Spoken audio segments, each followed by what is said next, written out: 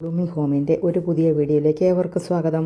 ഇന്നും മഷ്റൂം കുറുമയാണ് കേട്ടോ ഉണ്ടാക്കാൻ പോകുന്നത്. വളരെ ടേസ്റ്റിയാണ്. ചപ്പാത്തിക്കും ചോറിൻ്റെ കൂടെയൊക്കെ സെർവ് ചെയ്യാൻ പറ്റിയ ഒരു കുറുമ തന്നെയാണ്. അതിനായി ഞാൻ 4-5 കശുവണ്ടി എടുത്തിട്ടുണ്ട്. നിങ്ങൾക്കതിന് പകരം ഒരു പിടിയോളം തേങ്ങ അരയ്ക്കാവുന്നതാണ്. കശുവണ്ടി അരച്ച് കഴിഞ്ഞാൽ തേങ്ങ അരയ്ക്കുന്നതിനേക്കാളും വളരെ ടേസ്റ്റിയാണ്. വല്ലപ്പോഴുമൊക്കെ ഇങ്ങനത്തെ കറിയൊക്കെ ഒന്ന് ഉണ്ടാക്കി നോക്കണം കേട്ടോ.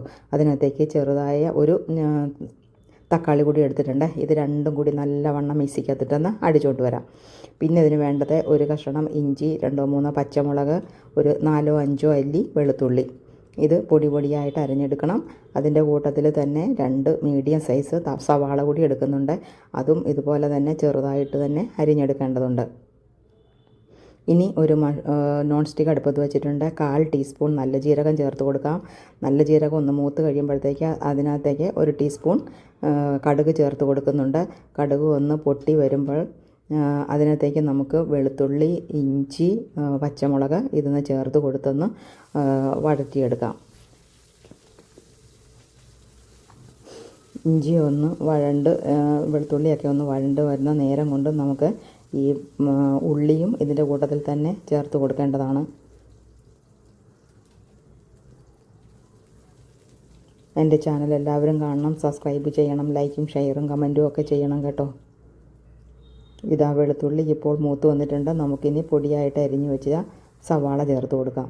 സവാള ചേർത്ത് കൊടുത്തിട്ട് അതിൻ്റെ കൂട്ടത്തിൽ തന്നെ നമുക്ക് പൊടികൾ ചേർത്ത് കൊടുക്കാം. അപ്പോൾ ഉപ്പ് ഈ കൂട്ടത്തിൽ തന്നെ ചേർക്കേണ്ടതുണ്ട്.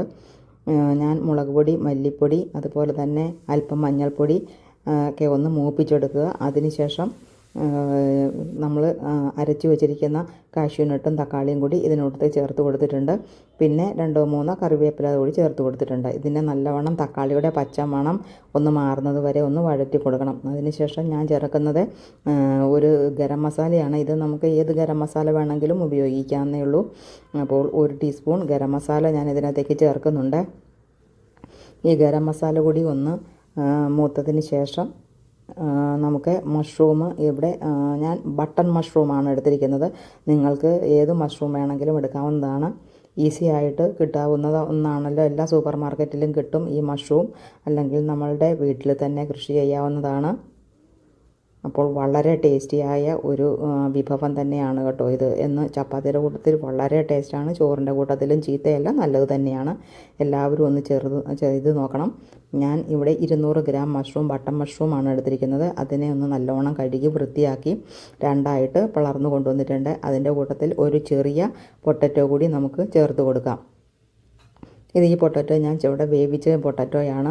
എൻ്റെ കയ്യിൽ വേവിച്ച പൊട്ടറ്റോ ഉണ്ടായിരുന്നു, അത് കാരണമാണ് ചേർത്തത്. അല്ലെങ്കിൽ നിങ്ങൾക്ക് പച്ച ഉരുളക്കിഴങ്ങാണെങ്കിലും ഇതിൻ്റെ കൂട്ടത്തിൽ ചേർക്കാവുന്നതേ ഉള്ളൂ. അപ്പോൾ ഇതിൽ വെള്ളമൊന്നും ഒഴിക്കേണ്ട. ഒന്ന് അടച്ച് വേവിച്ച് കഴിയുമ്പോഴത്തേക്ക് ഇതിൻ്റെ വെള്ളമൊക്കെ ഇറങ്ങി വരും. അപ്പോൾ ഈ സമയത്ത് ഉപ്പ് ഒന്ന് ചേർത്ത് കൊടുക്കുക നല്ലവണ്ണം. ആവശ്യത്തിനുള്ള ഉപ്പ് മാത്രമേ ചേർക്കാവൂ. ഇത് വെന്ത് വരുമ്പോഴത്തേക്ക് കുറച്ചാകും. അതുകൊണ്ടാണ് പറഞ്ഞത്. ഇപ്പോൾ ഇതിലുള്ള വെള്ളം കൊണ്ട് തന്നെ ഇതെല്ലാം നല്ലവണ്ണം ഒന്ന് കുക്കായിട്ടുണ്ട്. ആവശ്യത്തിനുള്ള ചാറും ഒക്കെ ആയിട്ടുണ്ട് കണ്ടോ. അതാണ് ഞാൻ പറഞ്ഞത്, വെള്ളം ഒഴിക്കേണ്ട. ഇതിൻ്റെ തന്നെ വെള്ളം കൊണ്ട് ഇത് വെന്തോളും. അതിൻ്റെ കൂട്ടത്തിൽ മല്ലിയില ചേർത്ത് നമുക്ക് അലങ്കരിച്ച് എടുക്കാവുന്നതാണ്. വളരെ ടേസ്റ്റിയായ ഒരു കുറുമ തന്നെയാണ് മഷ്റൂം കുറുമ. അപ്പോൾ എല്ലാവരും ചെയ്ത് നോക്കുക, ഫീഡ്ബാക്കൊക്കെ പറയുക. അടുത്ത വീഡിയോയിൽ കാണും വരേക്കും ബായ്, ടേക്ക് കെയർ.